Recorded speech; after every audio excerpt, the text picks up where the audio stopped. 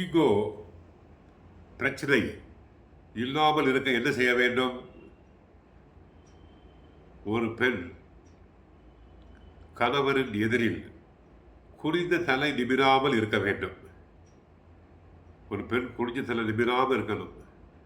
வாய் விட்டு சிரிக்கக்கூடாது, சத்தம் போட்டு சிரிக்கக்கூடாது, கைவீசி நடக்கக்கூடாது, வாயில்லா பூச்சியாக இருக்க வேண்டும். கணவர் எதிரில் கால் மேல் கால் போட்டு அமரக்கூடாது. முறைப்படி கணவர் எதிரில் நாற்காலியில் அமர்வதே தவறு. கட்டிலில் அமர்வதோ நாற்காலியில் அமர்வதோ தவறு. கணவர் அமர சொன்னால் மட்டுமே அமர வேண்டும். கணவர் சாப்பிட்ட பிறகுதான் சாப்பிட வேண்டும். கணவர் எழுவதற்கு முன்னாலே எழுந்திருந்து வீட்டு கடமைகளை நன்றாக செய்ய வேண்டும். வீட்டில் சத்தம் போட்டு பேசக்கூடாது. அடுப்படியில் பாத்திரத்தோடு சட்டி பானையுடன் பேசக்கூடாது. அப்படி இருந்தால் ஈகோ பிரச்சனை இருக்காது. நான் அதிகம் சம்பாதிக்கிறேன், நான் கணவரை விட அழகாக இருக்கிறேன் என்ற பேச்செல்லாம் இருக்கக்கூடாது. ஒருவேளை கணவர் தெரியாமல் சிறு தவறுகளை செய்தால் அவரை திருத்த முற்பட வேண்டும்.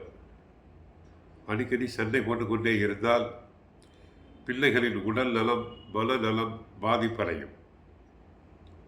ஆக பெண்கள் நடக்கும்போது கால் அதிர நடக்கக்கூடாது. சிரிக்கும் போது சத்தம் போட்டு சிரிக்கக்கூடாது.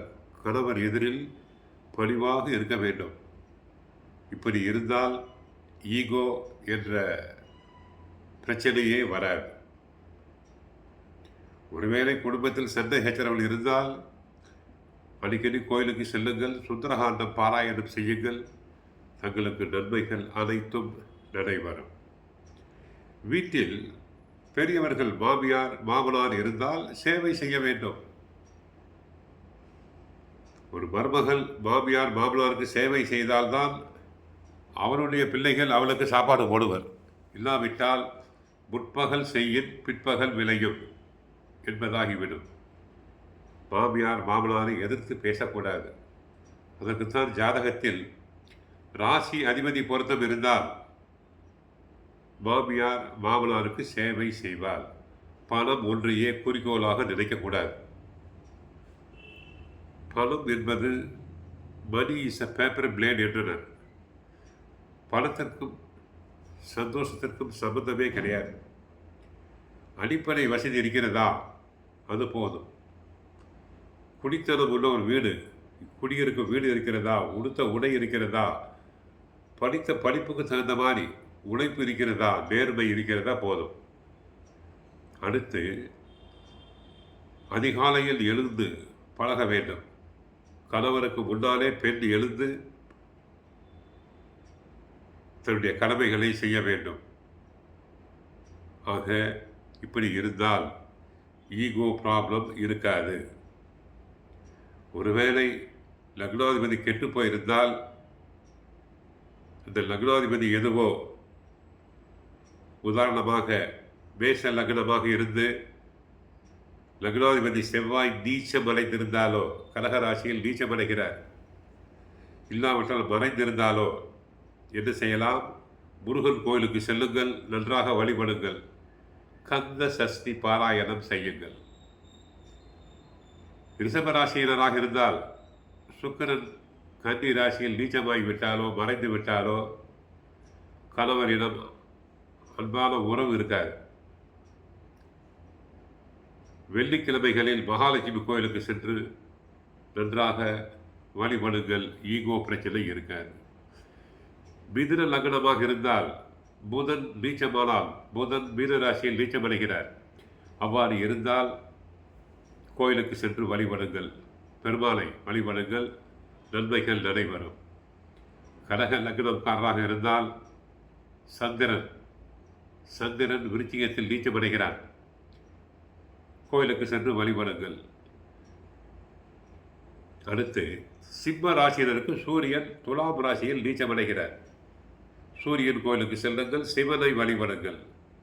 கன்னி லக்னத்தாருக்கு புதன் நீச்சமடைந்தால் பெருமாள் கோயிலுக்கு சென்று வழிபடுங்கள். துலாம் லக்னத்தாருக்கு சுக்கிரனுக்காக மகாலட்சுமி சென்று வழிபடுங்கள். விருச்சிக லக்னத்திற்கு மேஷத்திற்காக, விருச்சிக லக்னத்திற்காக செவ்வாய்க்காக முருகனுக்கு சென்று வழிபடுங்கள். தனுசு லக்னத்தாருக்கு குரு நீச்சமடையும் இடம் மகரம். மகர ராசியில் குரு நீச்சமடைந்தால் நவகிரகத்தில் குரு தட்சிணாமூர்த்தியை வழிபடுங்கள். சனி நீச்சமடைந்திருந்தால் மகர லக்னம் கும்ப லக்னத்திற்கு சனி எங்கு நீச்சமடைகிறார்? மேசத்தில் நீச்சமடைகிறார். காரைக்கால் உள்ள திருநாள் கோயில் இல்லாவிட்டால் பல்லாவரம், பம்பல், பொலிச்சலூரில் உள்ள கோயிலுக்கு சென்று வழிபடுங்கள். மீன லக்னம் அதிபதி குரு நீச்சமடைந்திருந்தால், மகரத்தில் நீச்சமடைந்திருந்தால் குரு தட்சிணாமூர்த்தியை வழிபடுங்கள்.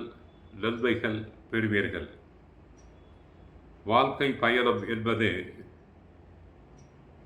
இரட்டைமான வண்டி போல.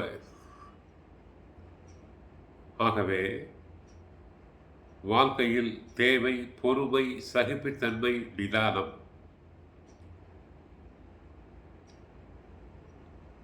Speech is silver, silence is gold என்றனர்.